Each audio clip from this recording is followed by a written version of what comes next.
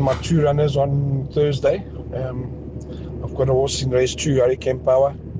There were excuses first time at the wall in the work rider. The work rider lost his irons, dropped his crop. She has come on nicely. Obviously it's around the turn, but she's come on nicely. Got Candice Dawson's horse to beat there, but she's in with the each way chance. And then Northern Kitten, she's running over the 2,000 meters. Got the 4 kilo claim on. I think this is a type of trip she's looking for, and the public should just include her in her play. She should be right there.